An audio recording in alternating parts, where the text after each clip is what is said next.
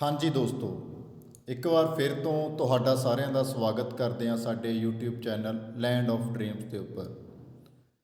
ਦੋਸਤੋ ਅੱਜ ਅਸੀਂ ਤੁਹਾਡੇ ਲਈ ਇੱਕ ਬਹੁਤ ਹੀ ਇੰਪੋਰਟੈਂਟ ਵੀਡੀਓ ਲੈ ਕੇ ਆ ਰਹੇ ਹਾਂ।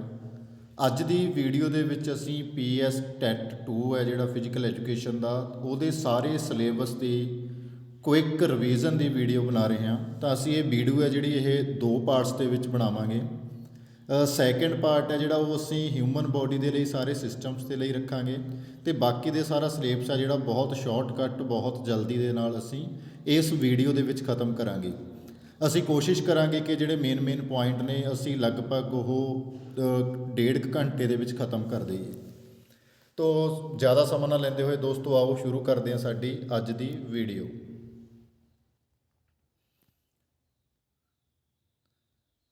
ਤਾਂ ਦੋਸਤੋ ਸਭ ਤੋਂ ਪਹਿਲਾਂ ਅਸੀਂ ਥੋੜ੍ਹਾ ਜਿਹਾ ਦੇਖਦੇ ਹਾਂ ਫਸਟ ਏਡ ਬਾਰੇ। ਫਸਟ ਏਡ ਸਾਰਿਆਂ ਨੂੰ ਪਤਾ ਹੀ ਹੈ, ਫਸਟ ਏਡ ਮੁੱਢਲੀ ਸਹਾਇਤਾ ਨੂੰ ਕਹਿੰਦੇ ਨੇ। ਤਾਂ ਫਸਟ ਏਡ ਦੇ ਨੇ ਜਿਹੜੇ ਆਬਜੈਕਟਿਵਸ ਨੇ ਉਹ ਦੇਖ ਲੈਂਦੇ ਹਾਂ। ਤਾਂ ਅਸੀਂ ਪਹਿਲਾਂ ਵੀ ਪੀਸ ਦੀ ਗੱਲ ਕੀਤੀ ਸੀ, 3 ਪੀਸ ਦੀ, ਤਾਂ ਇੱਥੇ ਅਸੀਂ 5 ਪੀਸ ਮੈਂਸ਼ਨ ਕੀਤੀਆਂ ਨੇ। ਪ੍ਰੀਜ਼ਰਵ ਲਾਈਫ ਹੈ, prevent the escalation of illness and injury, promote recovery, provide pain relief and protect the unconscious.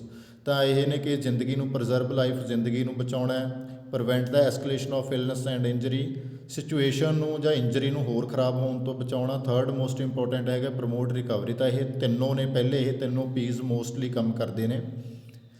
2 extra ਦਿੱਤੇ ਗਏ ਨੇ, provide pain relief and protect the unconscious. Next ਹੈ ਸਾਡੇ ਕੋਲ first aider. First aider word ਹੈ ਜਿਹੜਾ, first aider ਕੌਣ ਹੈ? ਜਿਹੜਾ ਵੀ ਕਿਸੇ ਨੂੰ ਪੇਸ਼ੈਂਟ ਨੂੰ ਮੁੱਢਲੀ ਸਹਾਇਤਾ ਦਿੰਦਾ ਉਹਨੂੰ ਅਸੀਂ ਕੀ ਕਹਿ ਦਿੰਦੇ ਹਾਂ? First aider. ਤਾਂ ਇਹ ਸ਼ਬਦ ਹੈ ਜਿਹੜਾ ਪਹਿਲੀ ਵਾਰੀ ਯੂਜ਼ ਕੀਤਾ ਗਿਆ ਸੀ 1894 ਦੇ ਵਿੱਚ। ਨੈਕਸਟ ਸਲਾਈਡ 'ਤੇ ਚੱਲਦੇ ਹਾਂ। ਉਸ ਤੋਂ ਅੱਗੇ ਆ ਗਿਆ ਸਾਡੇ ਆਰਟੀਫਿਸ਼ੀਅਲ ਬਰੀਥਿੰਗ ਦੇ ਮੈਥਡਸ ਕਿਹੜੇ ਨੇ। ਤਾਂ ਸਭ ਤੋਂ 2 ਮੈਥਡਸ ਨੇ ਜਿਹੜੇ ਇੰਪੋਰਟੈਂਟ ਨੇ ਇਸ ਦੇ ਵਿੱਚ, ਇੱਕ CPR ਹੈ ਅਤੇ ਦੂਸਰਾ ਹੈਗਾ ਜਿਹੜਾ ਸਾਡਾ ਉਹ ਹੈਗਾ ਸਕੈਪਰ ਮੈਥਡ। CPR ਦੀ ਫੁੱਲ ਫਾਰਮ ਹੈ ਕਾਰਡੀਓ ਪਲਮਨਰੀ ਰਿਸਸੀਟੇਸ਼ਨ। ਅਤੇ ਇਸ ਦੇ ਵਿੱਚ ਅਸੀਂ ਨੇ 100 ਤੋਂ 120 ਕੰਪਰੈਸ਼ਨ ਨੇ ਜਿਹੜੇ 1 ਮਿੰਟ ਦੇ ਵਿੱਚ ਦੇਣੇ ਹੁੰਦੇ ਨੇ। ਹਰ 30 ਕੰਪਰੈਸ਼ਨ ਦੇ ਬਾਅਦ 2 ਰੈਸਕਿਊ ਬ੍ਰੇਥ ਨੇ ਜਿਹੜੇ ਉਹ ਦੇਣੇ ਹੁੰਦੇ ਨੇ।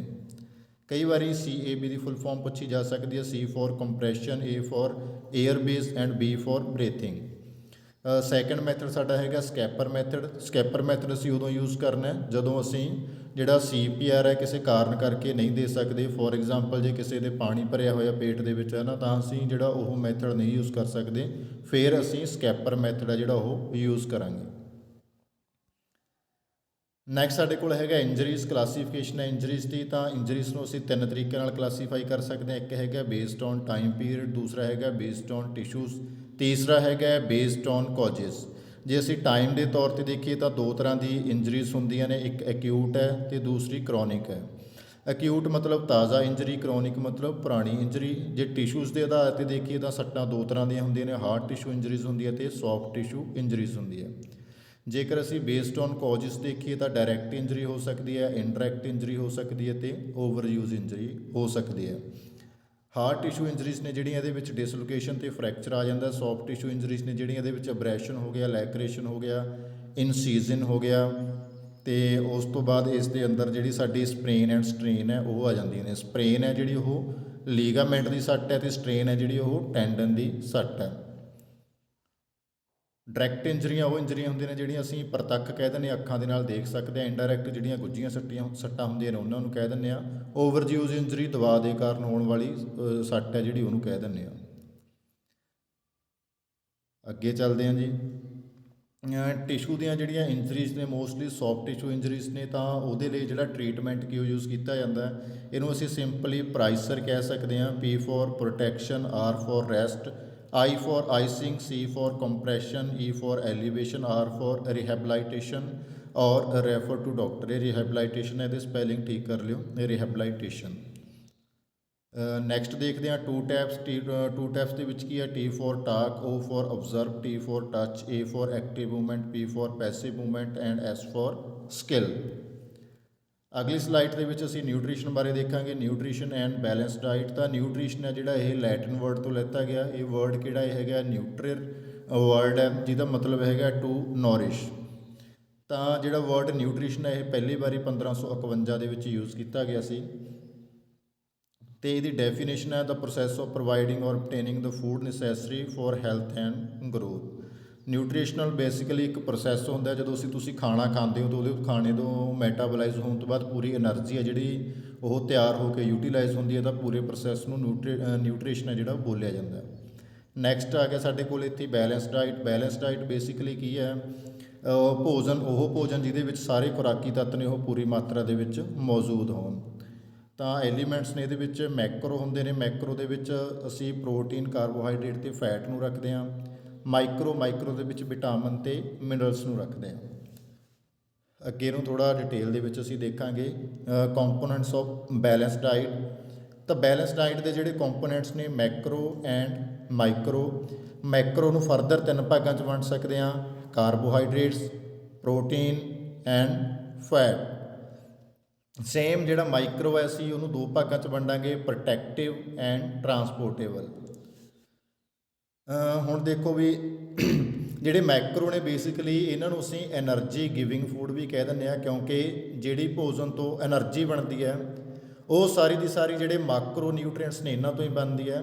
ਜਿਹੜੇ ਮਾਈਕਰੋ ਨਿਊਟ੍ਰੀਐਂਟਸ ਨੇ ਸਾਡੀ ਗਰੋਥ ਅਤੇ ਪ੍ਰੋਟੈਕਸ਼ਨ ਦੇ ਲਈ ਹੈਲਪਫੁਲ ਹੁੰਦੇ ਨੇ। ਅੱਗੇ ਦੇਖਦੇ ਹਾਂ ਜੀ, ਕਾਰਬੋਹਾਈਡਰੇਟਸ ਨੇ ਜਿਹੜੇ ਇਹ 2 ਤਰ੍ਹਾਂ ਦੇ ਹੁੰਦੇ ਨੇ, ਇੱਕ ਸਿੰਪਲ ਕਾਰਬੋਹਾਈਡਰੇਟਸ ਹੁੰਦੇ ਨੇ, ਇੱਕ ਕੰਪਲੈਕਸ ਕਾਰਬੋਹਾਈਡਰੇਟਸ ਹੁੰਦੇ ਨੇ। ਸਿੰਪਲ ਦੇ ਵਿੱਚ ਮੋਨੋ ਐਂਡ ਡਾਈਸੈਕਰਾਈਡਸ ਆ ਜਾਂਦੇ ਨੇ ਅਤੇ ਕੰਪਲੈਕਸ ਦੇ ਵਿੱਚ ਓਲੀਗੋ ਐਂਡ ਪੋਲੀਸੈਕਰਾਈਡਸ ਆ ਜਾਂਦੇ ਨੇ। ਨੈਕਸਟ ਮਾਕਰੋ ਦੇ ਅੰਦਰ ਪ੍ਰੋਟੀਨ ਆਉਂਦਾ ਜੀ। ਪ੍ਰੋਟੀਨ ਹੈ ਜਿਹੜਾ ਇਹ ਪਲਾਂਟ ਐਂਡ ਐਨੀਮਲ ਤੋਂ ਹੋ ਸਕਦਾ ਹੈ, ਕੰਪਲੀਟ ਐਂਡ ਇਨਕੰਪਲੀਟ ਹੋ ਸਕਦਾ।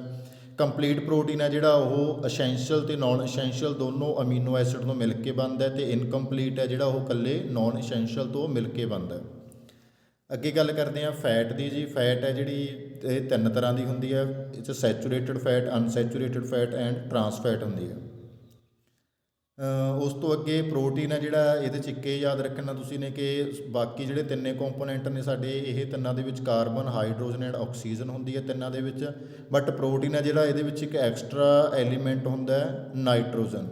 ਤਾਂ ਇਹਦੇ ਵਿੱਚ ਨਾਈਟ੍ਰੋਜਨ ਹੈ ਜਿਹੜਾ ਪ੍ਰੋਟੀਨ ਦੇ ਵਿੱਚ ਉਹ ਇਹਨਾਂ ਨਾਲੋਂ ਜ਼ਿਆਦਾ ਹੁੰਦਾ। ਬਾਕੀ ਸਾਰਿਆਂ ਦਾ ਕੈਮੀਕਲ ਫਾਰਮੂਲਾ ਜਿਹੜਾ ਉਹ ਲਗਭਗ ਸੇਮ ਹੀ ਹੈ। ਤਾਂ ਨੈਕਸਟ ਸਾਡੇ ਕੋਲ ਤੀਜਾ ਮੈਕਰੋ ਜਿਹੜਾ ਨਿਊਟ੍ਰੀਐਂਟ ਹੈ ਉਹ ਹੈਗਾ ਫੈਟ। ਤਾਂ ਫੈਟ ਸੈਚੂਰੇਟਡ, ਅਨਸੈਚੂਰੇਟਡ ਐਂਡ ਟਰਾਂਸ ਫੈਟ ਹੈ। ਸੈਚੂਰੇਟਡ ਜਿਹੜੀ ਰੂਮ ਟੈਂਪਰੇਚਰ 'ਤੇ ਸੋਲਿਡ ਰਹਿੰਦੀ ਹੈ, ਅਨਸੈਚੂਰੇਟਡ ਜਿਹੜੀ ਰੂਮ ਟੈਂਪਰੇਚਰ 'ਤੇ ਲਿਕੁਇਡ ਰਹਿੰਦੀ ਹੈ, ਅਤੇ ਟਰਾਂਸ ਫੈਟ ਜਦੋਂ ਤੁਸੀਂ ਫੈਟ ਨੂੰ ਗਰਮ ਕਰਦੇ ਹੋ ਜਾਂ ਤੇਲ ਦੇ ਵਿੱਚ ਕੋਈ ਚੀਜ਼ ਫੋਰ ਐਗਜ਼ਾਮਪਲ ਤਲਦੇ ਹੋ ਤਾਂ ਜਿਹੜੀ ਫੈਟ ਹੈ ਉਹਦਾ ਕੈਮੀਕਲ ਫੋਰਮੇਸ਼ਨ ਹੈ ਜਿਹੜੀ ਉਹ ਚੇਂਜ ਹੋ ਜਾਂਦੀ ਹੈ, ਜਿਹੜੀ ਕਿ ਸਾਡੇ ਸਰੀਰ ਦੇ ਲਈ ਬਹੁਤ ਜ਼ਿਆਦਾ ਖਤਰਨਾਕ ਹੈ। ਬੇਸਿਕਲੀ ਜਦੋਂ ਤੁਸੀਂ ਕੋਈ ਵੀ ਲੇਜ਼ ਦਾ ਪੈਕਟ ਖਾ ਰਹੇ ਹੋ ਤਾਂ ਉਹਦੇ ਉੱਪਰ ਜਿਹੜਾ ਗਲਾਈਸੀਮਿਕ ਇੰਡੈਕਸ ਬਣਿਆ ਹੋਏਗਾ ਤਾਂ ਉਸ ਦੇ ਉੱਪਰ ਲਿਖਿਆ ਹੁੰਦਾ ਕਿ ਇਸ ਦੇ ਵਿੱਚ ਸੈਚੂਰੇਟਡ ਫੈਟ ਕਿੰਨੀ ਹੈ, ਅਨਸੈਚੂਰੇਟਡ ਫੈਟ ਕਿੰਨੀ ਹੈ, as well as trans fat ਇਸ ਦੇ ਵਿੱਚ ਕਿੰਨੀ ਹੈ। ਅੱਗੇ ਚੱਲਦੇ ਹਾਂ ਜੀ। ਅੱਗੇ ਸਾਡੇ ਕੋਲ ਆ ਗਿਆ ਮਾਈਕਰੋ। ਮਾਈਕਰੋ ਨੂੰ ਅਸੀਂ 2 ਭਾਗਾਂ 'ਚ ਵੰਡ ਸਕਦੇ ਹਾਂ, ਇੱਕ ਪ੍ਰੋਟੈਕਟਿਵ ਐਲੀਮੈਂਟਸ ਨੇ, ਇੱਕ ਟਰਾਂਸਪੋਰਟੇਬਲ ਨਿਊਟ੍ਰੀਐਂਟਸ ਨੇ। ਪ੍ਰੋਟੈਕਟਿਵ ਦੇ ਵਿੱਚ ਅਸੀਂ ਗੱਲ ਕਰਾਂਗੇ ਵਿਟਾਮਿਨਸ ਦੀ ਐਂਡ ਮਿਨਰਲਸ ਦੀ, ਅਤੇ ਟਰਾਂਸਪੋਰਟੇਬਲ ਦੇ ਵਿੱਚ ਹੈਗੇ ਨੇ ਸਾਡੇ ਕੋਲ ਵਾਟਰ ਐਂਡ ਰਫੇਜ਼। ਯਾਨੀ ਕਿ ਟਰਾਂਸਪੋਰਟੇਬਲ ਦੇ ਵਿੱਚ ਕੀ ਹੈ ਕਿ ਇਹ ਸਾਡੇ ਸਰੀਰ ਦੇ ਵਿੱਚ ਚੀਜ਼ਾਂ ਨੂੰ ਰੈਗੂਲੇਟ ਕਰਨ ਦਾ ਕੰਮ ਕਰਦੇ ਨੇ। ਅੱਗੇ ਚੱਲਦੇ ਹਾਂ। ਅੱਗੇ ਪ੍ਰੋਟੀਨ ਬਾਰੇ ਥੋੜ੍ਹਾ ਜਿਹਾ ਅਸੀਂ ਗੋ ਥਰੂ ਹੋ ਲੈਂਦੇ ਹਾਂ ਪ੍ਰੋਟੀਨ ਦੇ ਬਾਰੇ 'ਚ, ਕਿ ਪ੍ਰੋਟੀਨ ਨੇ ਜਿਹੜੇ ਇਹ ਕੀ ਨੇ ਸਾਡੇ ਬੇਸਿਕਲੀ ਬਿਲਡਿੰਗ ਬਲੋਕਸ ਨੇ। ਇਹਦਾ ਕੰਮ ਕੀ ਹੈ, ਸਾਡੀ ਗਰੋਥ ਦੇ ਵਿੱਚ ਹੈਲਪ ਕਰਦੇ ਨੇ, ਐਜ਼ ਵੈਲ ਐਜ਼ ਇਹ ਡੈਮੇਜਡ ਸੈਲਸ ਨੇ ਜਿਹੜੇ ਉਹਨਾਂ ਨੂੰ ਰਿਪੇਅਰ ਕਰਨ ਦਾ ਕੰਮ ਕਰਦੇ ਨੇ। 1 ਗ੍ਰਾਮ ਪ੍ਰੋਟੀਨ ਹੈ ਜਿਹੜੀ ਉਹ ਸਾਨੂੰ 4.1 ਕੈਲੋਰੀਜ਼ ਪ੍ਰੋਵਾਈਡ ਕਰਦੀ ਹੈ। ਡੈਫੀਸ਼ੀਐਂਸੀਜ਼ ਕਿਹੜੀਆਂ ਹੋ ਸਕਦੀਆਂ ਨੇ, ਕਵਾਇਓਸ਼ਰਕਰ ਹੋ ਸਕਦੀ ਹੈ ਐਂਡ ਮੈਰਾਸਮਸ ਹੋ ਸਕਦੀ ਹੈ। ਪ੍ਰੋਟੀਨਸ ਕਿੰਨੇ ਟਾਈਪ ਦੇ ਨੇ, ਪਲਾਂਟ ਐਂਡ ਐਨੀਮਲਸ ਹੋ ਸਕਦੇ ਨੇ।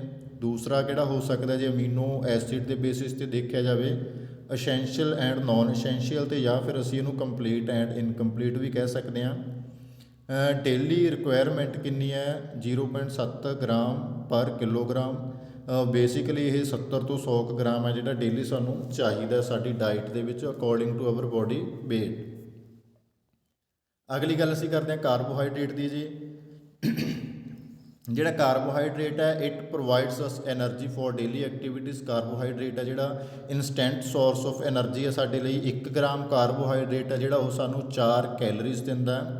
ਤਾਂ ਟਾਈਪਸ ਇਹਦੀਆਂ ਹੈਗੀਆਂ ਨੇ, ਪੋਲੀਸੈਕਰਾਈਡ ਹੈ, ਡਾਈਸੈਕਰਾਈਡ ਹੈ ਐਂਡ ਮੋਨੋਸੈਕਰਾਈਡ ਹੈ।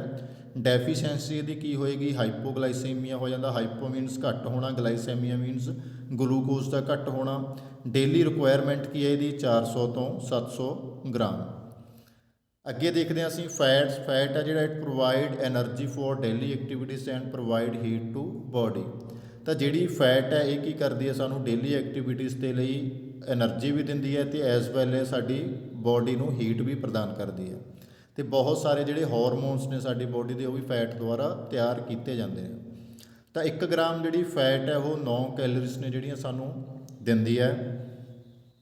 ਤਾਂ ਟਾਈਪਸ ਆਫ ਫੈਟ ਹੈ ਜਿਹੜਾ ਉਹ ਸੈਚੂਰੇਟਡ, ਅਨਸੈਚੂਰੇਟਡ ਐਂਡ ਟਰਾਂਸ ਫੈਟ। ਡੈਫੀਸ਼ੈਂਸੀਜ਼ ਕੀ ਹੋ ਸਕਦੀਆਂ ਨੇ, ਡਰਮੇਟਿਟਸ ਹੋ ਸਕਦੀ ਹੈ ਜਿਹੜੀ ਕਿ ਸਕਿਨ ਦੇ ਨਾਲ ਰਿਲੇਟਡ ਪ੍ਰੋਬਲਮ ਹੈ। ਹਾਰਮੋਨ ਡੈਫੀਸ਼ੈਂਸੀਜ਼ ਹੋ ਸਕਦੀਆਂ ਨੇ, ਹਾਰਮੋਨ ਘੱਟ ਹੋ ਸਕਦੇ ਨੇ ਜੇਕਰ ਸਾਡੇ ਸਰੀਰ ਦੇ ਵਿੱਚ ਫੈਟ ਦੀ ਮਾਤਰਾ ਜਿਹੜੀ ਉਹ ਘੱਟ ਹੋਏਗੀ। ਡੇਲੀ ਰਿਕੁਆਇਰਮੈਂਟ ਕੀ ਹੈ, 50 ਤੋਂ 75 ਗ੍ਰਾਮ। ਅੱਗੇ ਗੱਲ ਕਰਦੇ ਹਾਂ ਜੀ ਵਿਟਾਮਿਨਸ ਐਂਡ ਮਿਨਰਲਸ ਦੀ। ਤਾਂ ਵਿਟਾਮਿਨਸ ਨੇ ਜਿਹੜੇ ਅਸੀਂ ਇਹਨਾਂ ਨੂੰ 2 ਭਾਗਾਂ ਦੇ ਵਿੱਚ ਵੰਡ ਸਕਦੇ ਹਾਂ। ਵਾਟਰ ਸੋਲੇਬਲ ਨੇ ਵਿਟਾਮਿਨ ਬੀ ਅਤੇ ਸੀ, ਫੈਟ ਸੋਲੇਬਲ ਨੇ ਵਿਟਾਮਿਨ ਏ, ਡੀ, ਈ ਅਤੇ ਕੇ। ਤਾਂ ਇੱਕ ਦਾ ਸੌਖਾ ਜਿਹਾ ਤਰੀਕਾ ਇਹ ਯਾਦ ਰੱਖਿਓ ਕਿ ਏ, ਡੀ, ਈ, ਕੇ ਜਿਹੜੇ ਇਹ ਫੈਟ ਸੋਲੇਬਲ ਨੇ, ਇਹਦਾ ਮਤਲਬ ਇਹ ਸਾਡੀ ਬੋਡੀ ਦੇ ਵਿੱਚ ਚਰਬੀ ਦੇ ਵਿੱਚ ਜਮ੍ਹਾਂ ਹੋ ਕੇ ਰਹਿ ਸਕਦੇ ਨੇ। ਪਰ ਜਿਹੜੇ ਵਿਟਾਮਿਨ ਬੀ ਅਤੇ ਸੀ ਨੇ, ਕਿਉਂਕਿ ਇਹ ਪਾਣੀ 'ਚ ਘੁਲਣਸ਼ੀਲ ਨੇ, ਇਹ ਸਾਡੇ ਸਰੀਰ ਦੇ ਵਿੱਚ ਜਮ੍ਹਾਂ ਹੋ ਕੇ ਨਹੀਂ ਰਹਿ ਸਕਦੇ। ਤਾਂ ਬੀ ਅਤੇ ਸੀ ਨੇ ਜਿਹੜੇ ਇਹ ਸਾਨੂੰ ਆਪਣੀ ਡਾਈਟ ਦੇ ਵਿੱਚ ਡੇਲੀ ਲੈਣੇ ਪੈਣਗੇ। ਅੱਗੇ ਗੱਲ ਕਰਦੇ ਹਾਂ ਵਿਟਾਮਿਨਾਂ ਦੀ, ਸਾਰਿਆਂ ਨੂੰ ਥੋੜ੍ਹਾ ਐਕਸਪਲੇਨ ਕਰਦੇ ਹਾਂ। ਵਿਟਾਮਿਨ ਏ ਆ ਜਿਹੜੇ ਦਾ ਸਾਇੰਟੀਫਿਕ ਨੇਮ ਹੈ ਉਹ ਹੈਗਾ ਰੈਟੀਨੋਲ। ਇਹਦੇ ਨਾਲ ਡੈਫੀਸ਼ੈਂਸੀ ਜਿਹੜੀ ਹੁੰਦੀ ਹੈ ਉਹ ਹੈਗੀ ਆ ਨਾਈਟ ਬਲਾਈਂਡਨੈਸ। ਅੱਗੇ ਸਾਡੇ ਕੋਲ ਆ ਗਿਆ ਵਿਟਾਮਿਨ ਬੀ। ਵਿਟਾਮਿਨ ਬੀ ਨੂੰ ਅਸੀਂ ਵਿਟਾਮਿਨ ਬੀ ਕੰਪਲੈਕਸ ਵੀ ਕਹਿ ਦਿੰਦੇ ਹਾਂ। ਵਿਟਾਮਿਨ ਬੀ ਦੀਆਂ 8 ਟਾਈਪਸ ਨੇ। ਵਿਟਾਮਿਨ B1 ਹੈ, vitamin B2, vitamin B3, vitamin B5, vitamin B6, 7, 9 and 12।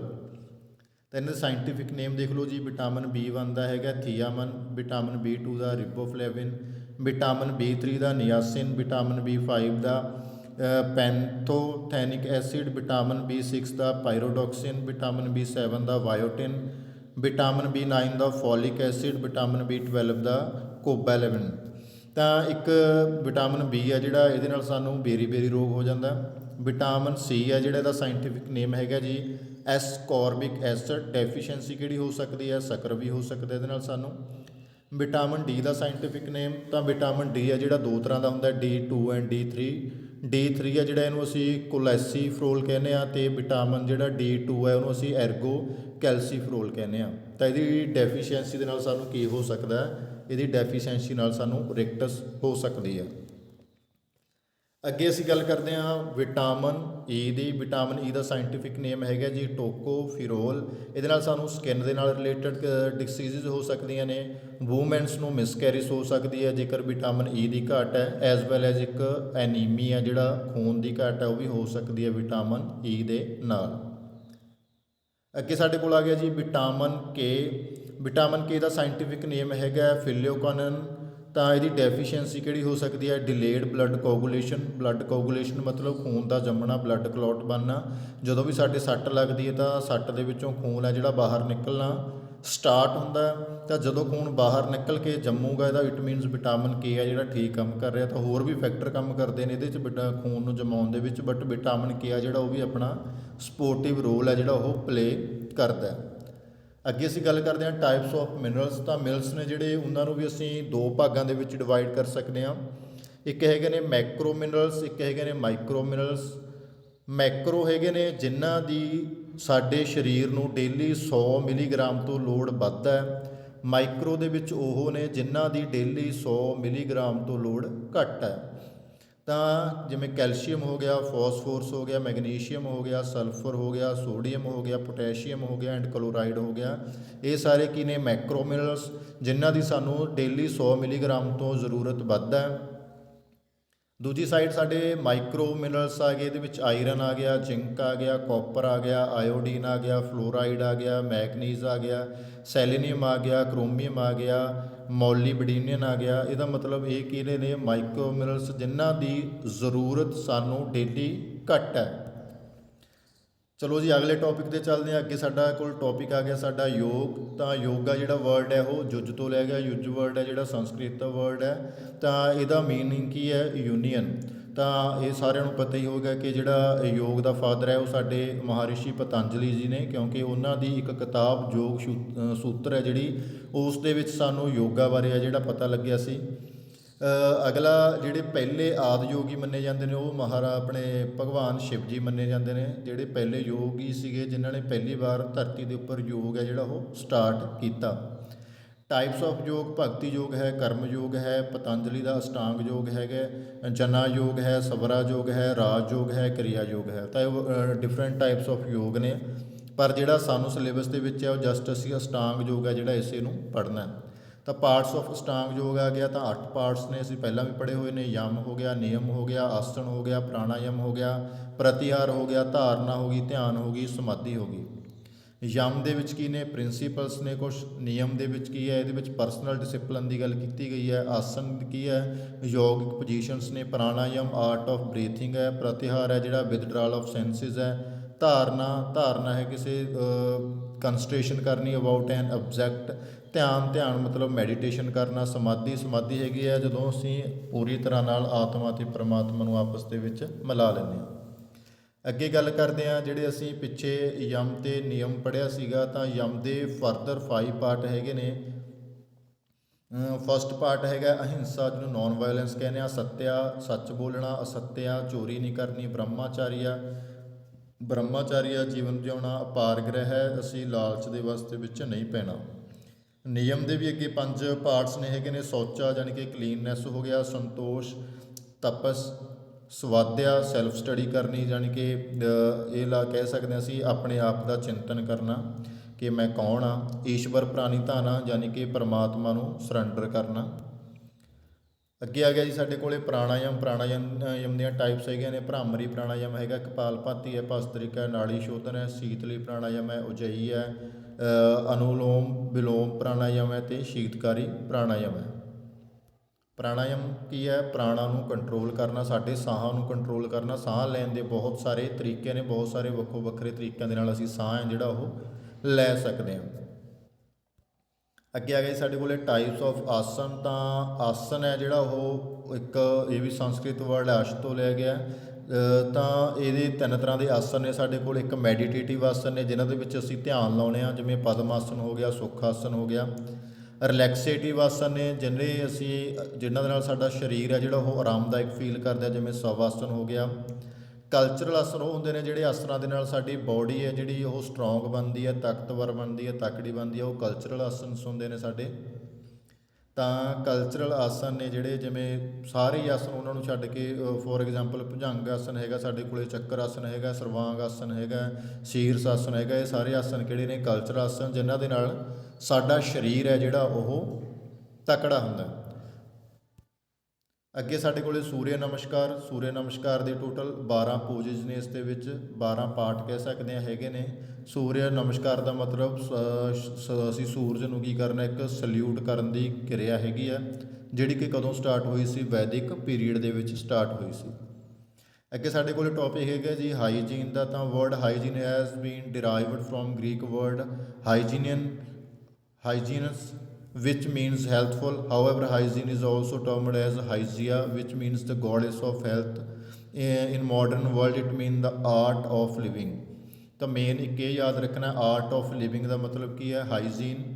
ਤਾਂ ਦੂਸਰਾ ਇੱਕ ਯੂਨਾਨ ਦੇ ਵਿੱਚ ਇੱਕ ਮਿਥ ਸੀਗੀ ਕਿ ਉਹ ਕੀ ਕਹਿੰਦੇ ਸੀਗੇ ਕਿ ਹਾਈਜੀਆ ਉਹ ਇੱਕ ਦੇਵੀ ਮੰਨਦੇ ਸੀਗੇ, ਗੋਡੇਸ ਆਫ ਹੈਲਥ, ਕਿ ਆਪਣੇ ਆਪ ਨੂੰ ਤੁਸੀਂ ਜੇ ਸਾਫ਼ ਸਫਾਈ ਰੱਖੋਗੇ ਤਾਂ ਤੁਸੀਂ ਤੰਦਰੁਸਤ ਰਹੋਗੇ। ਤਾਂ ਹਾਈਜੀਆ ਗੋਡੇਸ ਸੀਗੀ, ਜਿਹੜੇ ਹਾਈਜੀਆ ਤੋਂ ਬਾਅਦ 'ਚੋਂ ਵਰਡ ਬਣਦਾ ਹਾਈਜੀਨ। ਇੱਕ ਹੋਰ ਵਰਡ ਹੈ ਹਾਈਜੀਨੀਅਸ, ਤਾਂ ਇਹਦਾ ਮਤਲਬ ਕੀ ਹੈ? ਹੈਲਥਫੁਲ। ਅੱਗੇ ਗੱਲ ਕਰਦੇ ਹਾਂ ਪਰਸਨਲ ਹਾਈਜੀਨ ਦੇ ਮੀਨਿੰਗ। ਫਿਰ ਅੱਗੇ ਹੈ personal hygiene means proper and systematic working of body. ਤਾਂ ਜੇਕਰ ਤੁਸੀਂ ਆਪਣੇ ਸਰੀਰ ਦੀ ਵਧੀਆ ਤਰੀਕੇ ਨਾਲ ਸੰਭਾਲ ਕਰੋਗੇ, ਇਟ ਮੀਨਸ ਕੀ ਹੋਏਗਾ? ਤਾਂ ਸਾਡਾ ਸਰੀਰ ਹੈ ਜਿਹੜਾ ਸਹੀ ਤਰੀਕੇ ਨਾਲ ਕੰਮ ਕਰੂਗਾ। It is essential to have proper hygiene. ਇਹ ਜ਼ਰੂਰੀ ਹੈ ਕਿ ਅਸੀਂ ਆਪਣੇ ਸਰੀਰ ਨੂੰ ਸਾਫ਼ ਸੁਥਰਾ ਰੱਖੀਏ। Personal hygiene means the study and application of preventive medicines and principles of physiology for the prevention of health of an individual. ਤਾਂ ਇਹਦੇ 'ਚ ਅਸੀਂ ਨੇ ਕੀ ਕਰਨਾ ਹੈ? ਤਾਂ ਉਹ ਹੈਲਥ ਐਜੂਕੇਸ਼ਨ ਦੇ ਸਾਰੇ ਕੋਈ ਵੀ ਇਹੋ ਜਿਹੀ ਚੀਜ਼ ਜਿਹਦੇ ਨਾਲ ਅਸੀਂ ਸਾਡੀ ਬੋਡੀ ਨੂੰ, ਸਾਡੇ ਸਰੀਰ ਨੂੰ ਤੰਦਰੁਸਤ ਰੱਖ ਸਕਦੇ ਹਾਂ, ਉਹ ਚੀਜ਼ ਨੂੰ ਅਸੀਂ ਨੇ ਕੀ ਕਰਨਾ ਹੈ, ਯੂਜ਼ ਕਰਨਾ ਹੈ। ਅਗਲਾ ਟੌਪਿਕ ਸਾਡੇ ਕੋਲ ਆ ਗਿਆ ਜੀ ਮੇਜਰ ਧਿਆਨ ਚੰਦ ਦਾ। ਤਾਂ ਮੇਜਰ ਧਿਆਨ ਚੰਦ ਜੀ ਨੇ ਜਿਹੜੇ, ਉਹਨਾਂ ਨੂੰ ਅਸੀਂ ਹਾਕੀ ਦੇ ਵਿਜ਼ਾਰਡ ਕਹਿੰਦੇ ਹਨ ਜਾਂ ਹਾਕੀ ਦੇ ਜਾਦੂਗਰ ਕਹਿ ਦਿੰਦੇ ਹਾਂ। ਤਾਂ ਉਹਨਾਂ ਦਾ ਜਨਮ ਹੈ ਜਿਹੜਾ 29 ਅਗਸਤ 1905 ਨੂੰ ਹੋਇਆ ਸੀ, ਪ੍ਰਾਗਿਆ ਰਾਜ ਜਿਹੜਾ ਕਿ ਯੂਪੀ ਦੇ ਵਿੱਚ ਹੈ।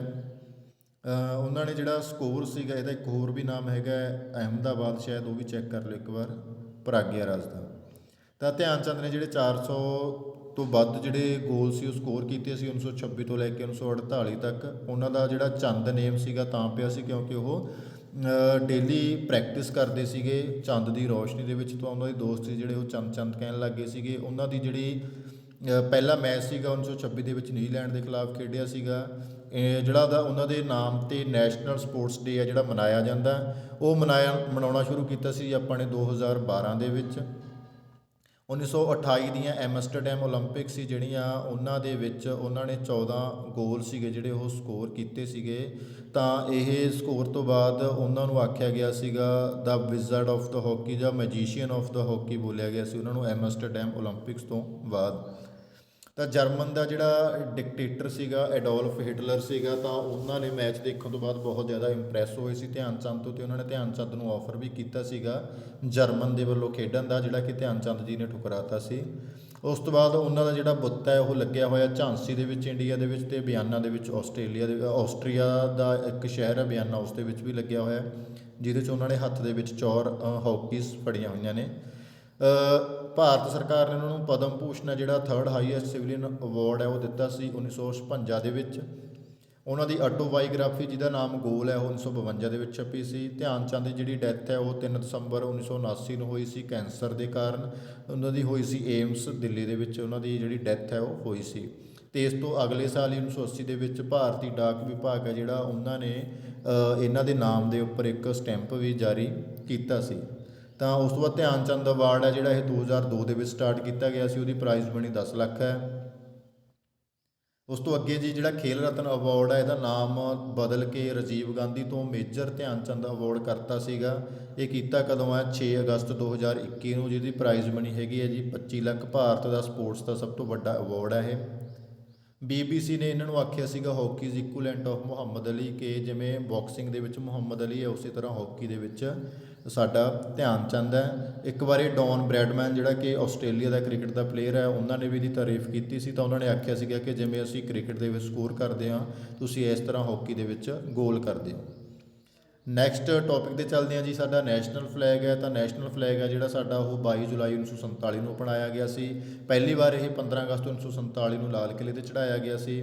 ਇਹ ਡਿਜ਼ਾਈਨ ਕੀਤਾ ਸੀ ਪਿੰਗਲੀ ਵੈਂਕਿਆ ਨੇ। ਪਹਿਲਾਂ ਗ੍ਰੀਨ ਅਤੇ ਰੈੱਡ ਕਲਰ ਸੀਗਾ ਜਿਹੜਾ ਉਹ ਪਿੰਗਲੀ ਵੈਂਕਿਆ ਨੇ ਐਡ ਕੀਤਾ, ਬਾਅਦ ਦੇ ਵਿੱਚ ਉਹ ਵਾਈਟ ਕਲਰ ਸੀ ਜਿਹੜਾ ਉਹ ਗਾਂਧੀ ਜੀ ਨੇ ਐਡ ਕੀਤਾ ਇਸ ਦੇ ਵਿੱਚ। ਅਸ਼ੋਕ ਚੱਕਰ ਹੈ ਜਿਹੜਾ ਉਹ ਫਲੈਗ ਸਮਿਤੀ ਬਣਾਈ ਗਈ ਸੀ, ਜਿਹਦੇ ਹੈੱਡ ਸੀਗੇ ਰਜਿੰਦਰ ਪ੍ਰਸਾਦ। ਉਹਨਾਂ ਨੇ ਬਦਰੂਦੀਨ ਅਤੇ ਸੂਰਿਆ ਦੇ ਨਾਲ ਮਿਲ ਕੇ, ਇਹਨਾਂ ਦੋਨਾਂ ਨੇ ਮਿਲ ਕੇ ਅਸ਼ੋਕ ਚੱਕਰ ਹੈ ਜਿਹੜਾ ਉਹ ਵਾਈਟ ਕਲਰ ਦੇ ਵਿੱਚ ਐਡ ਕੀਤਾ ਸੀ। ਪਹਿਲੀ ਵਾਰ ਇਹ ਹੈ ਜਿਹੜਾ ਕੋਲਕਾਤਾ ਦੇ ਗ੍ਰੀਨ ਪਾਰਕ ਦੇ ਵਿੱਚ 7 ਅਗਸਤ 1906 ਨੂੰ ਲਹਿਰਾਇਆ ਗਿਆ ਸੀਗਾ। ਇਹਦੀ ਸ਼ੇਪ ਹੈ ਜਿਹੜੀ ਹੌਰੀਜ਼ੈਂਟਲ ਰੈਕਟੈਂਗੂਲਰ ਹੈ। ਪ੍ਰਪੋਰਸ਼ਨ ਜਿਹੜਾ ਇਹਦੀ ਲੈਂਥ ਹੈ ਉਹ 3 ਅਤੇ ਵਿਡਥ ਹੈਗੀ ਹੈ 2, ਇਹਦੀ ਰੇਸ਼ੋ ਹੈ। ਸਾਈਜ਼ ਨੈਸ਼ਨਲ ਫਲੈਗ ਦਾ ਲਿਖਿਆ ਹੋਇਆ ਜੀ 21 ਫੁੱਟ ਗੁਣਾ 14 ਫੁੱਟ ਹੈ। ਫਿਰ ਉਸ ਤੋਂ ਬਾਅਦ 12 ਫੁੱਟ ਗੁਣਾ 8 ਫੁੱਟ, 6 ਫੁੱਟ ਗੁਣਾ 4 ਫੁੱਟ, 3 ਫੁੱਟ ਗੁਣਾ 2 ਫੁੱਟ, 9 ਇੰਚ ਗੁਣਾ 6 ਇੰਚ। ਅਤੇ ਅਸ਼ੋਕ ਚੱਕਰ ਆ ਜਿਹੜਾ ਇਹਦੇ ਵਿੱਚ ਸਾਡੇ ਤਿਰੰਗੇ ਦੇ ਵਿੱਚ ਉਹ ਅਡੋਪਟ ਕੀਤਾ ਗਿਆ ਸੀ ਸਾਰਨਾਥ ਸਤੂਪ ਤੋਂ। ਅਤੇ ਇਹ ਸੀਗਾ ਜਿਹੜਾ ਜਦੋਂ ਮਹਾਤਮਾ ਬੁੱਧ ਜੀ ਨੂੰ ਗਿਆਨ ਦੀ ਪ੍ਰਾਪਤੀ ਹੋਈ ਸੀ, ਉਹ ਪਿੱਪਲ ਦੇ ਦਰਖਤ ਥੱਲੇ ਉਹਨਾਂ ਨੂੰ ਬਿਹਾਰ ਦੇ ਵਿੱਚ ਗਿਆ ਨਾਂ ਦੀ ਜਗ੍ਹਾ ਹੈ ਉੱਥੇ। ਤਾਂ ਉਸ ਤੋਂ ਬਾਅਦ ਉਹ ਸਿੱਧਾ ਗਿਆਨ ਪ੍ਰਾਪਤੀ ਤੋਂ ਬਾਅਦ ਸਾਰਨਾਥ ਆਏ ਸੀ। ਤਾਂ ਸਾਰਨਾਥ ਆ ਕੇ ਉਹਨਾਂ ਨੇ ਆਪਣੇ ਬਹੁਮੁੱਲ ਜਿਹੜੇ 24 ਬਚਨ ਸੀ ਉਹ ਦਿੱਤੇ ਸੀ। ਅਤੇ ਉਸੇ ਤੋਂ ਪ੍ਰਭਾਵਿਤ ਹੋ ਕੇ ਅਸ਼ੋਕ ਨੇ ਇਹ ਚੱਕਰ ਬਣਵਾਇਆ ਸੀ, ਜਿਹਦੇ ਵਿੱਚ ਉਹਨਾਂ ਨੇ 24 ਲਾਈਨਾਂ ਬਣਵਾਈਆਂ। ਤਾਂ ਉਹ 24 ਲਾਈਨਾਂ ਸੀ ਜਿਹੜੀਆਂ 24 ਘੰਟੇ ਕੰਮ ਕਰਨ ਦਾ, ਅੱਗੇ ਵਧਣ ਦਾ ਸਾਨੂੰ ਪੈਗਾਮ ਨੇ ਜਿਹੜਾ ਉਹ ਦਿੰਦੀਆਂ ਸੀ।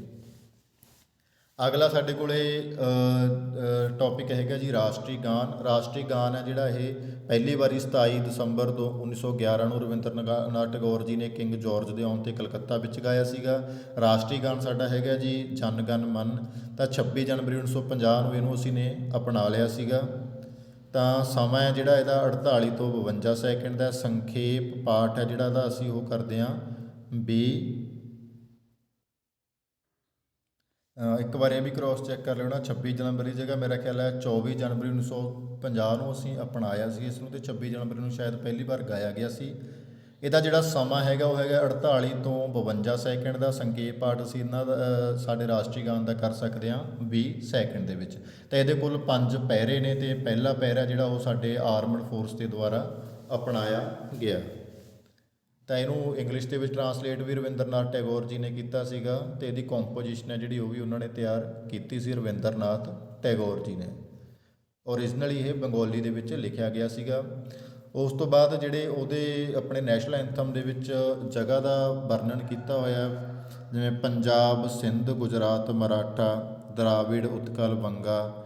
ਉਸ ਤੋਂ ਬਾਅਦ ਆਉਂਦਾ ਸਾਡੇ ਕੋਲੇ ਵਿੰਧ, ਹਿਮਾਚਲ, ਯਮੁਨਾ, ਗੰਗਾ, ਉਛਲ ਜਲਦੀ ਤਰੰਗ। ਇਹਦਾ ਮਤਲਬ ਕੀ ਹੈ ਕਿ ਜਿਹੜੇ ਵੀ ਉਹਨਾਂ ਨੇ ਆਪਣੇ ਰਾਸ਼ਟਰੀ ਗਾਨ ਹੈ ਜਿਹੜਾ ਉਹਦੇ ਵਿੱਚ ਜਗ੍ਹਾ ਦਾ ਨਾਂ ਯੂਜ਼ ਕੀਤਾ, ਤਾਂ ਲਗਭਗ ਉਹਨਾਂ ਨੇ ਪੂਰੇ ਇੰਡੀਆ ਨੂੰ ਕਵਰ ਕਰਨ ਦੀ ਕੋਸ਼ਿਸ਼ ਕੀਤੀ ਹੋਈ ਹੈ ਆਪਣੇ ਨੈਸ਼ਨਲ ਐਂਥਮ ਦੇ ਵਿੱਚ।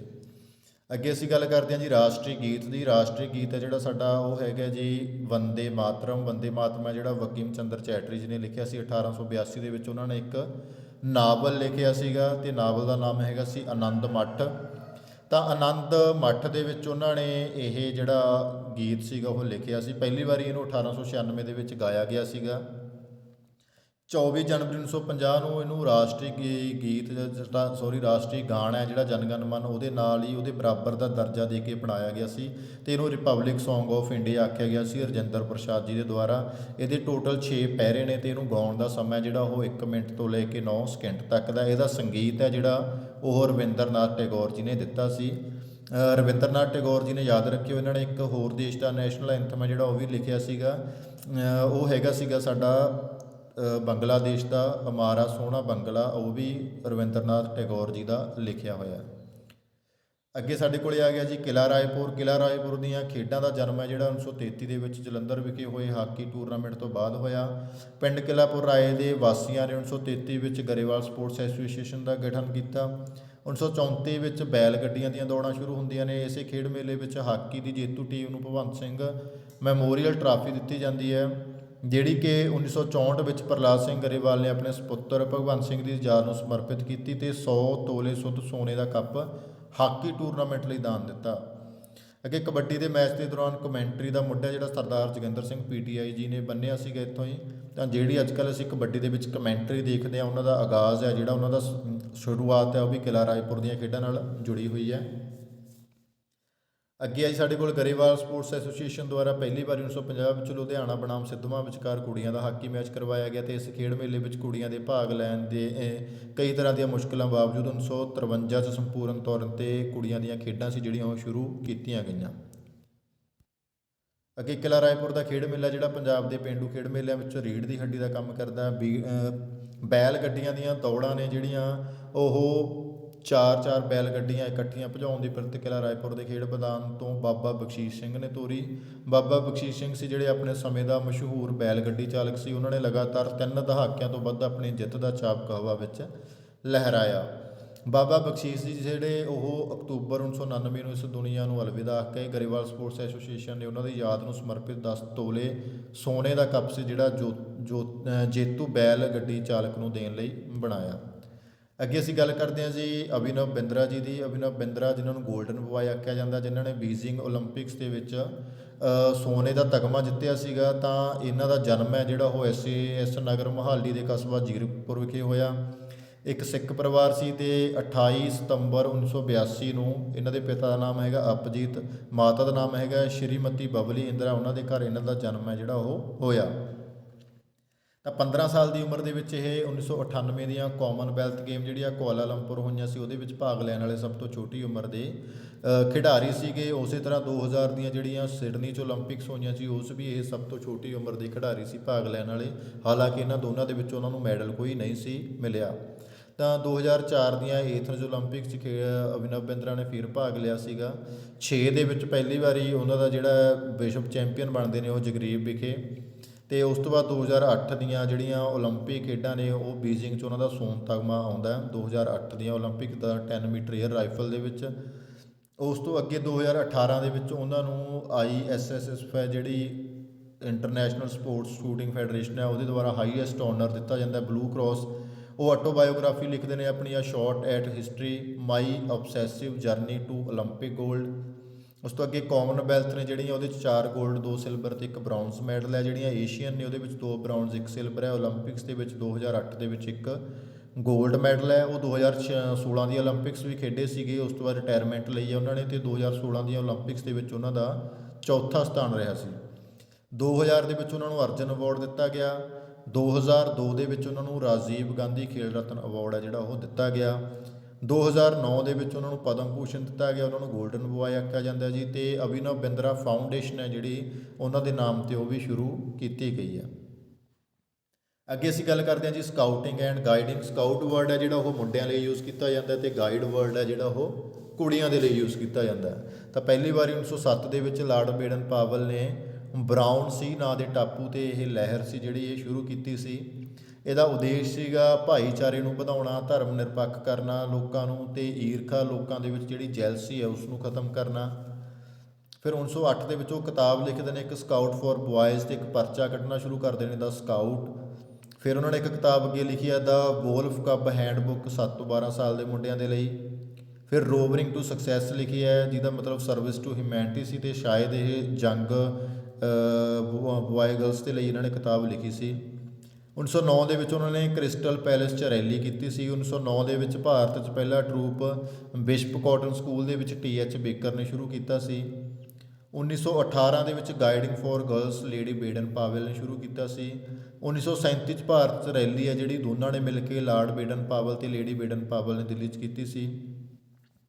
ਉਸ ਤੋਂ ਬਾਅਦ ਭਾਰਤ ਸਕਾਊਟ ਐਂਡ ਗਾਈਡ 1951 ਦੇ ਵਿੱਚ ਨਵੀਂ ਦਿੱਲੀ ਸ਼ੁਰੂ ਕੀਤਾ ਗਿਆ। ਤਾਂ ਇਸ ਤੋਂ ਪਹਿਲਾਂ ਬਹੁਤ ਸਾਰੀਆਂ ਸੰਸਥਾਵਾਂ ਸੀ ਜਿਹੜੀਆਂ ਉਹ ਭਾਰਤ ਦੇ ਵਿੱਚ ਅੱਡ-ਅੱਡ ਚੱਲ ਰਹੀਆਂ ਸੀ, ਤਾਂ ਸਾਰਿਆਂ ਨੂੰ ਮਰਜ ਕਰਕੇ 1951 ਦੇ ਵਿੱਚ ਇੱਕ ਭਾਰਤ ਸਕਾਊਟ ਐਂਡ ਗਾਈਡ ਨਾਂ ਦੀ ਸੰਸਥਾ ਬਣਾ ਦਿੱਤੀ ਗਈ, ਜਿਹਦਾ ਹੈੱਡਕੁਆਟਰ 1963 ਦੇ ਵਿੱਚ ਦਿੱਲੀ ਦੇ ਵਿੱਚ ਇਸਟੈਬਲਿਸ਼ ਕੀਤਾ ਗਿਆ।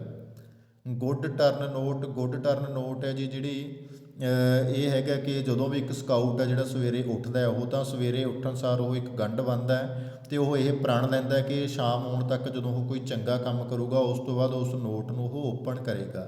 ਤਾਂ ਜਿੰਨਾ ਚਿਰ ਉਹ ਨੋਟ ਹੈ ਜਿਹੜੀ ਉਹ ਗੰਢ ਹੈ ਉਹਦੀ ਬੰਨੀ ਰਹਿੰਦੀ ਹੈ ਤਾਂ ਇਟ ਮੀਨਸ ਹਾਲੇ ਤੱਕ ਉਹਨੇ ਕੋਈ ਚੰਗਾ ਕੰਮ ਦਿਨ ਦੇ ਵਿੱਚ ਨਹੀਂ ਕੀਤਾ। ਤਾਂ ਇਹਦਾ ਨੈਕਸਟ ਹੈਗਾ ਮੋਟੋ ਜੀ। ਮੋਟੋ ਇਹਦਾ ਕੀ ਹੈ? ਬੀ ਪ੍ਰੀਪੇਅਰਡ ਜਾਂ ਬੀ ਰੈਡੀ। ਉਸ ਤੋਂ ਅੱਗੇ ਸਾਡੇ ਕੋਲ ਹੈਗਾ ਸਕਾਊਟ ਲਾ ਜਿਹੜਾ ਇਹਨੂੰ ਰੀਅਲ ਪਰਲ ਬੋਲਿਆ ਜਾਂਦਾ। ਅੱਗੇ ਆ ਗਿਆ ਜੀ ਸਾਡੇ ਕੋਲ ਅਨੁਸ਼ਾਸਨ ਇੱਕ ਬਹੁਤ ਛੋਟਾ ਜਿਹਾ ਟੌਪਿਕ ਹੈ, ਇਹਦੇ 'ਚ ਕੁਛ ਜ਼ਿਆਦਾ ਹੈ ਨਹੀਂਗਾ। ਡਿਸਿਪਲਨ, ਤਾਂ ਡਿਸਿਪਲਨ ਬੇਸਿਕਲੀ 2 ਤਰ੍ਹਾਂ ਦਾ, ਇੰਟਰਨਲ ਜਿਹੜਾ ਅਸੀਂ ਸੈਲਫ ਡਿਸਿਪਲਨ ਕਰਦੇ ਹਾਂ, ਐਕਸਟਰਨਲ ਡਿਸਿਪਲਨ ਬਾਹਰੀ, ਜਾਂ ਜਿਹੜੇ ਕਿਸੇ ਗੇਮਾਂ ਦੇ ਨਿਯਮ ਹੋ ਸਕਦੇ ਨੇ, ਕਿਸੇ ਇੰਸਟੀਟਿਊਸ਼ਨ ਦੇ ਨਿਯਮ ਹੋ ਸਕਦੇ ਨੇ, ਕਿਸੇ ਕੰਟਰੀ ਦੇ ਨਿਯਮ ਹੋ ਸਕਦੇ ਨੇ, ਕੌਨਸਟੀਟਿਊਸ਼ਨ ਦੇ ਨਿਯਮ ਹੋ ਸਕਦੇ ਨੇ, ਤਾਂ ਅਸੀਂ ਉਹਨਾਂ ਦਾ ਪਾਲਣਾ ਕਰਦੇ ਹਾਂ ਕਿ ਨਹੀਂ ਕਰਦੇ ਹਾਂ। ਇਟ ਮੀਨਸ ਅਸੀਂ ਅਨੁਸ਼ਾਸਨ ਦੇ ਵਿੱਚ ਹੈਗੇ ਹਾਂ ਕਿ ਨਹੀਂ ਹੈਗੇ। ਤਾਂ ਅੱਗੇ ਅਸੀਂ ਗੱਲ ਕਰਦੇ ਹਾਂ ਜੀ ਫਿਜ਼ੀਕਲ ਕਪੈਸਿਟੀਜ਼ ਦੀ, ਜਾਂ ਅਸੀਂ ਇਸ ਨੂੰ ਬੋਲ ਦਿੰਦੇ ਹਾਂ ਕੰਪੋਨੈਂਟਸ ਆਫ ਫਿਜ਼ੀਕਲ ਫਿਟਨੈਸ। ਤਾਂ ਫਿਜ਼ੀਕਲ ਫਿਟਨੈਸ ਹੈ ਜਿਹੜੀ ਉਹ ਸਾਡੀ ਬਾਡੀ ਦੀ ਐਬਿਲਿਟੀ ਹੈਗੀ ਹੈ ਕਿ ਅਸੀਂ ਬਿਨਾਂ ਥਕਾਵਟ ਤੋਂ ਕਿੰਨੇ ਸਮੇਂ ਲਈ ਕੰਮ ਕਰ ਸਕਦੇ ਹਾਂ, ਅਤੇ ਡੇਲੀ ਰੂਟੀਨ ਦੇ ਪੂਰੇ ਕੰਮ ਕਰਨ ਤੋਂ ਬਾਅਦ ਕਿੰਨੀ ਕੁ ਐਨਰਜੀ ਬਾਡੀ ਦੇ ਵਿੱਚ ਬਚਾ ਕੇ ਰੱਖ ਸਕਦੇ ਹਾਂ, ਤਾਂ ਕਿ ਜੇਕਰ ਐਮਰਜੈਂਸੀ ਕੋਈ ਰਿਕੁਆਇਰਮੈਂਟ ਹੋਵੇ ਅਸੀਂ ਉਸ ਨੂੰ ਵੀ ਪੂਰੀ ਕਰ ਸਕੀਏ। ਤਾਂ ਜਿਹੜੀਆਂ ਫਿਜ਼ੀਕਲ ਕਪੈਸਿਟੀਜ਼ ਨੇ ਇਹ 5 ਤਰ੍ਹਾਂ ਦੀਆਂ ਨੇ। ਸਪੀਡ ਹੈ, ਸਟਰੈਂਥ ਹੈ, ਇੰਡੋਰੈਂਸ ਹੈ, ਫਲੈਕਸੀਬਿਲਿਟੀ ਹੈ ਐਂਡ ਕੋਆਰਡੀਨੇਸ਼ਨ ਹੈ। ਤਾਂ ਸਪੀਡ ਹੈ ਜਿਹੜੀ ਬੇਸਿਕਲੀ ਸਪੀਡ ਕੀ ਹੈ, ਜਾਣੀ ਕਿ ਡਿਸਟੈਂਸ ਅਪੋਨ ਟਾਈਮ ਕਹਿ ਸਕਦੇ ਹਾਂ ਕਿ ਕਿੰਨੇ ਸਮੇਂ ਦੇ ਵਿੱਚ ਤੁਸੀਂ ਜਿਹੜਾ ਇੱਕ ਫਿਕਸਡ ਡਿਸਟੈਂਸ ਹੈ ਜਿਹੜਾ ਉਹਨੂੰ ਤੁਸੀਂ ਕਵਰ ਕਰਦੇ ਹੋ। ਜਾਂ ability of the body to do quick movements ਕਹਿ ਸਕਦੇ ਹਾਂ ਅਸੀਂ ਕਿ ਕਿੰਨੀ ਜਲਦੀ ਤੁਸੀਂ ਮੂਵਮੈਂਟਸ ਨੇ ਜਿਹੜੀਆਂ ਉਹ ਕਰਦੇ ਹੋ। ਤਾਂ ਸਪੀਡ ਹੈ ਬੇਸਿਕਲੀ ਜਿਹੜੀ 5 ਤਰ੍ਹਾਂ ਦੀ ਹੁੰਦੀ ਹੈ। ਰਿਐਕਸ਼ਨ ਟਾਈਮ ਹੁੰਦਾ, ਸਪੀਡ ਮੂਵਮੈਂਟ ਹੁੰਦੀ ਹੈ, ਐਕਸਲਰੇਸ਼ਨ ਹੁੰਦਾ, ਲੋਕੋਮੋਸ਼ਨ ਹੁੰਦਾ ਐਂਡ ਸਪੀਡ ਇੰਡੋਰੈਂਸ ਹੁੰਦੀ ਹੈ। ਸਟਰੈਂਥ ਹੈਗੀ ਹੈ ਜੀ ਸਾਡੀ ਤਾਕਤ ਦਾ ਮਤਲਬ ਕੀ ਹੈ? Ability to act against resistance, ਕਿਸੇ ਵੀ ਵਿਰੁੱਧ ਹੈ ਜਿਹੜਾ ਬਲ ਲਗਾਉਣ ਦੀ ਸਾਡੀ ਯੋਗਤਾ ਉਹਨੂੰ ਅਸੀਂ ਸਟਰੈਂਥ ਕਹਿੰਦੇ ਹਾਂ। ਸਟਰੈਂਥ ਬੇਸਿਕਲੀ 3 ਤਰ੍ਹਾਂ ਦੀ ਹੈ। ਮੈਕਸੀਮਮ ਸਟਰੈਂਥ ਵੱਧ ਤੋਂ ਵੱਧ ਤਾਕਤ, ਯਾਨੀ ਕਿ ਇੱਕ ਵਾਰ ਦੇ ਵਿੱਚ ਅਸੀਂ ਕਿੰਨੀ ਤਾਕਤ ਲਗਾ ਸਕਦੇ ਹਾਂ। ਐਕਸਪਲੋਜਿਵ ਸਟਰੈਂਥ ਸਪੀਡ ਪਲੱਸ ਸਟਰੈਂਥ ਦਾ ਕੰਬੀਨੇਸ਼ਨ ਹੈ ਕਿ ਕਿੰਨੀ ਤੇਜ਼ੀ ਨਾਲ ਅਤੇ ਕਿੰਨੀ ਜ਼ਿਆਦਾ ਅਸੀਂ ਸਟਰੈਂਥ ਹੈ ਜਿਹੜੀ ਉਹ ਲਗਾ ਸਕਦੇ ਹਾਂ। ਸਟਰੈਂਥ ਇੰਡੋਰੈਂਸ, ਜਦੋਂ ਅਸੀਂ ਲੰਬੇ ਸਮੇਂ ਲਈ ਕੰਮ ਕਰਨਾ ਹੋਵੇ ਤਾਂ ਲੰਬੇ ਸਮੇਂ ਲਈ ਕੰਮ ਕਰਨ ਦੇ ਵੇਲੇ ਅਸੀਂ ਕਿੰਨੀ ਕੁ ਸਟਰੈਂਥ ਹੈ ਜਿਹੜੀ ਬਚਾ ਕੇ ਰੱਖ ਸਕਦੇ ਹਾਂ, ਫੋਰ ਐਗਜ਼ਾਮਪਲ ਸਵੀਮਿੰਗ ਕਰਨ ਵੇਲੇ। ਇੰਡੋਰੈਂਸ ਸਾਡੀ ਸਟੈਮਿਨਾ ਨੂੰ ਕਹਿ ਸਕਦੇ ਹਾਂ, ਜਾਂ ability to act against fatigue ਕਹਿ ਸਕਦੇ ਹਾਂ ਕਿ ਕਿੰਨਾ ਸਮਾਂ ਅਸੀਂ ਸਾਡੀ ਫਟੀਗ ਨੂੰ ਡਿਲੇ ਕਰਕੇ ਅਸੀਂ ਕਿਸੇ ਵੀ ਕੰਮ ਨੂੰ ਅੱਗੇ ਵਧਾ ਕੇ ਰੱਖ ਸਕਦੇ ਹਾਂ। ਤਾਂ ਇਹ ਤਿੰਨ ਤਰ੍ਹਾਂ ਦਾ ਹੁੰਦਾ ਜੀ, short term, mid term and long term. Short term ਉਹ ਹੈ ਜੀ ਜਿਹਦੇ ਵਿੱਚ ਅਸੀਂ 0 ਤੋਂ ਲੈ ਕੇ 2 ਮਿੰਟ ਤੱਕ ਯੂਜ਼ ਕਰਦੇ ਹਾਂ। ਮਿਡ ਟਰਮ ਜਿਹਦੇ ਵਿੱਚ 2 ਤੋਂ 11 ਮਿੰਟ ਤੱਕ ਯੂਜ਼ ਕਰਦੇ ਹਾਂ। ਲੌਂਗ ਟਰਮ ਜਿਹਦੇ ਵਿੱਚ ਅਸੀਂ 11 ਮਿੰਟ ਤੋਂ ਉੱਪਰ ਦੀਆਂ ਐਕਟੀਵਿਟੀਜ਼ ਨੇ ਜਿਹੜੀਆਂ ਯੂਜ਼ ਕਰਦੇ ਹਾਂ। ਫਲੈਕਸੀਬਿਲਿਟੀ ਸਿੰਪਲੀ ਕੀ ਹੈ, ਰੇਂਜ ਆਫ ਮੋਸ਼ਨ, ਕਿ ਅਸੀਂ ਆਪਣੇ ਜੁਆਇੰਟਸ ਨੂੰ ਕਿੰਨਾ ਵੱਧ ਤੋਂ ਵੱਧ ਓਪਨ ਕਰ ਸਕਦੇ ਹਾਂ, ਖੋਲ੍ਹ ਸਕਦੇ ਹਾਂ, ਉਹਨਾਂ ਦਾ ਐਂਗਲ ਹੈ ਜਿਹੜਾ ਕਿੰਨਾ ਵਧਾ ਜਾਂ ਕਿੰਨਾ ਘਟਾ ਸਕਦੇ ਹਾਂ। ਇਹ ਦੋ ਤਰ੍ਹਾਂ ਦੀ ਹੁੰਦੀ ਹੈ ਜੀ, ਸਟੈਟਿਕ ਐਂਡ ਡਾਇਨਾਮਿਕ। ਸਟੈਟਿਕ ਦਾ ਮਤਲਬ ਸਥਿਰ, ਡਾਇਨਾਮਿਕ ਦਾ ਮਤਲਬ ਗਤੀਸ਼ੀਲ ਨੂੰ ਅੱਗੇ ਦੋ ਭਾਗਾਂ ਦੇ ਵਿੱਚ ਵੰਡ ਸਕਦੇ ਹਾਂ, ਐਕਟਿਵ ਐਂਡ ਪੈਸਿਵ। ਐਕਟਿਵ ਜਿਹੜੀ ਅਸੀਂ ਆਪਣੇ ਆਪ ਕਰਦੇ ਹਾਂ, ਪੈਸਿਵ ਜਿਹੜੀ ਕਿਸੇ ਦੇ ਸਹਾਰੇ ਦੇ ਨਾਲ ਕਰਦੇ ਹਾਂ। ਜਿਹੜੀ ਪੈਸਿਵ ਫਲੈਕਸੀਬਿਲਿਟੀ ਹੈ ਇਹ ਆਲਵੇਜ਼ ਮੋਰ ਹੁੰਦੀ ਹੈ ਦੈਨ ਐਕਟਿਵ ਫਲੈਕਸੀਬਿਲਿਟੀ।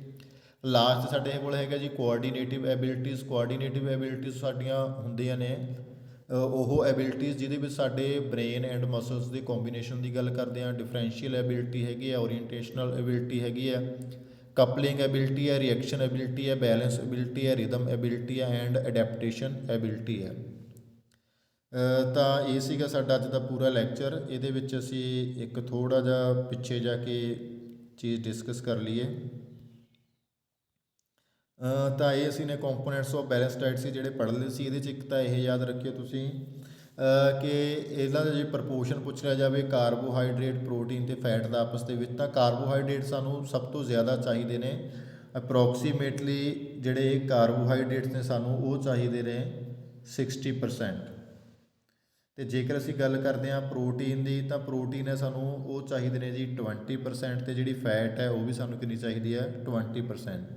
ਤਾਂ ਇਹਨਾਂ ਦਾ ਪ੍ਰਪੋਰਸ਼ਨ ਹੈ ਜਿਹੜਾ ਉਹ ਸਾਨੂੰ ਚਾਹੀਦਾ 4:1:1। ਤਾਂ 4:1:1 ਦੇ ਵਿੱਚ ਸਾਨੂੰ ਚਾਹੀਦੇ ਨੇ। ਕਾਰਬੋਹਾਈਡਰੇਟ ਸਾਨੂੰ 4 ਗੁਣਾ ਚਾਹੀਦਾ, ਉਹਦੇ ਮੁਕਾਬਲੇ 1 ਗੁਣਾ ਸਾਨੂੰ ਪ੍ਰੋਟੀਨ ਚਾਹੀਦੀ ਹੈ, ਅਤੇ 1 ਗੁਣਾ ਹੀ ਸਾਨੂੰ ਕੀ ਚਾਹੀਦੀ ਹੈ, ਫੈਟ ਚਾਹੀਦੀ ਹੈ। ਤਾਂ ਜੇ ਪਰਸੈਂਟੇਜ ਦੇ ਵਿੱਚ ਗੱਲ ਕਰਨੀ ਹੋਵੇ ਤਾਂ 60% ਸਾਨੂੰ ਕਾਰਬੋ ਚਾਹੀਦਾ, ਪ੍ਰੋਟੀਨ ਹੈ ਜਿਹੜਾ ਉਹ ਸਾਨੂੰ ਚਾਹੀਦਾ ਜੀ 20%, ਅਤੇ ਫੈਟ ਹੈ ਜਿਹੜੀ ਉਹ ਵੀ ਸਾਨੂੰ ਚਾਹੀਦੀ ਹੈ 20%। ਅੱਗੇ ਅਸੀਂ ਨੇ ਇਹਨਾਂ ਬਾਰੇ ਗੱਲ ਕਰ ਲਈ ਸੀਗੀ ਕਿ ਪ੍ਰੋਟੀਨ ਹੈ ਜਿਹੜਾ ਇਹ ਕੈਲਰੀ ਸਾਨੂੰ 4.1 ਦਿੰਦਾ ਹੈ। ਕਾਰਬੋਹਾਈਡਰੇਟ ਹੈ ਜਿਹੜਾ ਇਹ ਸਾਨੂੰ ਪੂਰੀਆਂ 4 ਕੈਲੋਰੀਜ਼ ਦਿੰਦੀ ਹੈ 1 ਗ੍ਰਾਮ ਦੀ ਗੱਲ ਕਰ ਰਹੇ ਹਾਂ। ਅਤੇ ਫੈਟ ਹੈ ਜਿਹੜੀ ਉਹ ਦਿੰਦੀ ਹੈ ਸਾਨੂੰ 9 ਕੈਲੋਰੀਜ਼ 1 ਗ੍ਰਾਮ ਤੋਂ।